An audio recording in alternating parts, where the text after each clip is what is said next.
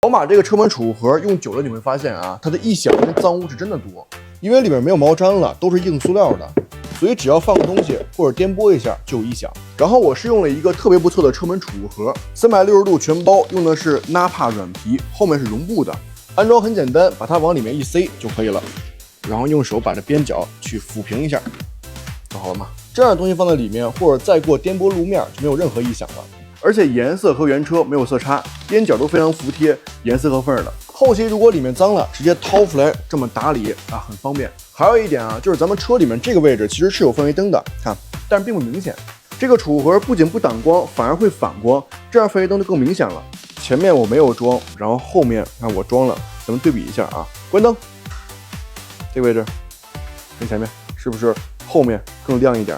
宝马全系都有啊，如果你也喜欢的话，可以安排一套。